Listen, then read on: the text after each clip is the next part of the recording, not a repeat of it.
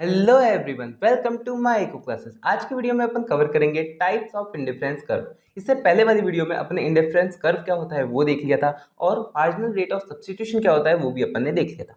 अगर आपने वो वाली वीडियो नहीं देखी हो तो आप आई कार्ड पे जाके चेकआउट कर लेना, आपको वो वीडियो वहाँ पे मिल जाएगी। तो मेरा नाम है दिव्यांशु शर्मा, मैं यूजीसी क्वालिफाइड हूँ। आपको इस चैनल पर क्लास 11th इकोनॉमिक्स से लेकर के मास्टर्स इन इकोनॉमिक्स तक की सारी वीडियोज मिल जाती है। तो स्टार्ट करते हैं आज की वीडियो को।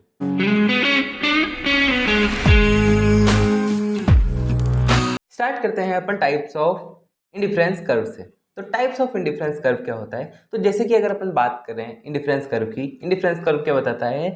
दो कॉम्बिनेशन ऑफ गुड्स शो करता है जो भी एक कंज्यूमर कंज्यूम करता है और उससे मिलने वाली यूटिलिटी क्या है, सेम है। तो ये क्या है, ये शो करता है कि कौन से दो कॉम्बिनेशन एक कंज्यूमर कंज्यूम करेगा। तो जैसे अपन ने एक इंडिफरेंस कर्व देखा था, इंडिफरेंस कर्व जो होता है वो किस शेप का होता है? ऐसे कॉन्वेक्स शेप का होता है। ये इस शेप का होता है इंडिफरेंस कर्व। तो अब इसके अलावा भी कुछ शेप्स होते हैं इंडिफरेंस कर्व के जो कि अपन को देखना जरूरी है। तो सबसे पहले अपन अगर कुछ इंडिफरेंस कर्व की बात करें तो टाइप्स ऑफ इंडिफरेंस कर्व कौन से हो सकते हैं? एक तो convex indifference curve, convex shape का हो सकता है। दूसरा हो सकता है स्ट्रेट लाइन इंडिफरेंस कर्व और दूसरा हो सकता है कॉनकेव डिफरेंस कर्व।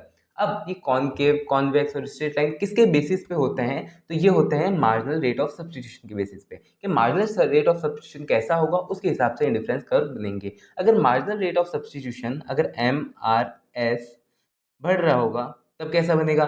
MRS कम हो रहा होगा तब कैसा बनेगा? और एक MRS कांस्टेंट होगा, सेम होगा, तो कैसा बनेगा? इस टाइप के इंडिफरेंस कर्व अपन को देखने पड़ेंगे। तो सबसे पहले अगर अपन बात करें मार्जिनल रेट ऑफ सब्स्टिट्यूशन कैसा रहेगा? डिमिनिश रहेगा, तब कैसा बनेगा? कॉन्वेक्स बनेगा। ठीक है, मतलब मार्जिनल रेट ऑफ सब्स्टिट्यूशन गिरता रहेगा। मतलब जैसे जैसे अगर अपन एक यूनिट किसी एक्स गुड की अगर बढ़ा रहे हैं तो वैसे वैसे वाई गुड की कम यूनिट सेक्रीफाइस करनी पड़ रही है, मतलब धीरे धीरे डिक्रीज हो रहा है। तो अगर डिक्रीज हो रहा होगा तो शेप कैसा बनेगा? कॉन्वेक्स शेप का बनेगा। तो देखो अगर मैं इधर यहाँ पे आपके लिए एक बनाता हूँ इंडिफरेंस कर्व, तो ये किस शेप का बन रहा है? तो ये बनेगा इस शेप का। ये हो गया इंडिफरेंस कर्व। कैसे हो रहा है? तो देखो जैसे अपन ने x की 1 यूनिट कंज्यूम कर रहे थे और y की 12 यूनिट कंज्यूम कर रहे थे तो अपन को मिलने वाली यूटिलिटी क्या थी? सेम थी। अब जैसे ही अपन को x गुड की 1 यूनिट एक्स्ट्रा बढ़ानी थी उसके लिए अपन ने y गुड की क्या करी? 4 यूनिट को सेक्रीफाइस किया। तो रेशियो क्या है? 4 यूनिट को सेक्रीफाइस करने पे 1 यूनिट अपन x की बढ़ा सके। वैसे ही जैसे अब एक और बढ़ाएंगे तब अपने 3 यूनिट का सेक्रीफाइस कर रहा है, किसका? y गुड का। तो वैसे ही 3 और रेशियो 1, यानी 3 यूनिट सेक्रीफाइस करी ताकि हम 1 यूनिट एक्स की बढ़ा सके। ऐसे करते रहे तो ऐसे क्या हो रहा है? ये कम होता जा रहा है। जैसे 4, 3, 2 ये क्या होता जा रहा है? कम होता जा रहा है। तो इसकी वजह से क्या हो रहा है? मार्जिनल रेट ऑफ सब्स्टिट्यूशन गिर रहा है। और जब ये गिर रहा है तब क्या होता है? कॉन्वेक्स शेप होता है। क्यों होता है? इधर देखो, पहले ये वाला कॉम्बिनेशन था 1 और 12 का। फिर अपन ने क्या किया? अब अपन को 2 यूनिट कंज्यूम करनी है, यहाँ से 2, और अपन को क्या करना पड़ेगी? सेक्रीफाइस करना पड़ेगा। तो जैसे यहाँ पे मान लो 2 यूनिट कंज्यूम हो रही है और ये पीछे चला गया यहाँ पे इधर, तो यहाँ पे कितनी होगी? 8 यूनिट। तो अब देखो ये जो है, ये वाला जो डिफरेंस है, ये वाला और ये वाला कितना चेंजेस है कि मतलब 1 यूनिट को इंक्रीज करने के लिए अपन को इतनी सारी यूनिट y की डिक्रीज करनी पड़ी। यहाँ पे y है और यहाँ पे x गुड है। ठीक है, तो अब अपन को और बढ़ाना है तो ये अपन ने और बढ़ाया इधर, और इसकी करनी पड़ी तो यहाँ पे 5 हो गया। फिर और बढ़ाना है तो ये और कम करना पड़ेगा इधर, और इसकी एक और यूनिट कम करनी पड़ेगी तो यहाँ पे क्या हो गया? 3 हो गया। तो मतलब इस टाइप से अपन कह सकते हैं। इससे क्या पता चलता है अपन को? इंडिफरेंस कर्व का पता चलता है। जैसे जैसे किसी एक यूनिट की अपन डिमांड बढ़ाते जा रहे हैं वैसे वैसे अपन को वाई गुड की डिमांड कम करनी पड़ेगी, और जब कम करनी पड़ेगी तो वो कैसे होगी? डिमिनिश रेट में होती है जब भी, तब कौन सा कर्व बनता है? तो कॉन्वेक्स कर्व बनता है। तो इसकी एक बार डेफिनेशन देख लो।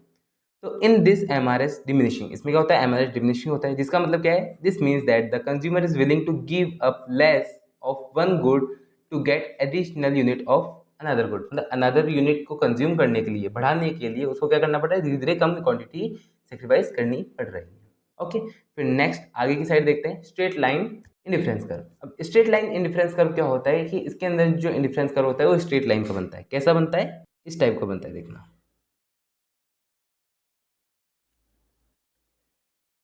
ये क्या है? IC हो गया।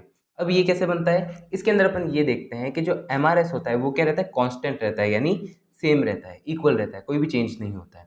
ठीक है। फिर उसके बाद it means the consumer is willing to give up same और इक्वल क्वांटिटी, मतलब इक्वली क्वांटिटी सेक्रीफाइस कर रहा होता है, ना बढ़ा रहा होता है ना कम कर रहा होता है, सेम ही सेक्रीफाइस कर रहा होता है। ठीक है, of one good to get an additional unit of another good की यूनिट बढ़ाने के लिए। तो अब देखो पहले क्या कॉम्बिनेशन था, 1 और 10 का कॉम्बिनेशन था। एक यूनिट इधर से बढ़ाई तो एक ही यूनिट इधर से कम करी, एक यूनिट वापस बढ़ाई तो एक यूनिट का वापस सेक्रीफाइस किया, एक यूनिट बढ़ाई फिर वापस एक यूनिट का सेक्रीफाइस किया। तो यानी सेक्रीफाइसेस यूनिट क्या है, सेम है, तो उसमें कोई चेंज नहीं है। तो इस वजह से अपन क्या देखते हैं, ये सेम रहता है। तो ये देखो अगर यहाँ पे मैंने एक यूनिट बढ़ाई, ये पहले था 1 और 10 का कॉम्बिनेशन था। अब अगर मेरे को यहाँ से और बढ़ाना है ये, तो इन दोनों का जो डिफरेंस है, इसका और इसका डिफरेंस सेम है, और बढ़ाना है तो भी इन दोनों का डिफरेंस क्या है, सेम है, यानी एमआरएस क्या है, सेम है।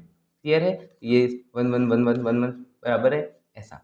फिर नेक्स्ट चीज आ जाती है last, concave shape in difference curve. Concave shape क्या होता है, जैसे जैसे अपन किसी एक यूनिट को कंज्यूम करते जाते हैं, जिसकी डिमांड बढ़ाते जाते हैं, उसकी वजह से क्या होता है, सेक्रीफाइस यूनिट बढ़ानी पड़ती है अपन को, इंक्रीज करनी पड़ती है। पहले तो सेक्रीफाइसिंग यूनिट क्या थी, कम करनी पड़ रही थी, कि पहले 4 का सेक्रीफाइस कर रहे हैं, फिर 3 का कर रहे हैं, फिर 2 का कर रहे हैं। फिर सेकंड वाले में अपन ने क्या देखा, सेक्रीफाइस बराबर है 1 1 1 ऐसे चल रहा है। और अब इसके अंदर क्या देखेंगे कि सेक्रीफाइस बढ़ाना पड़ेगा।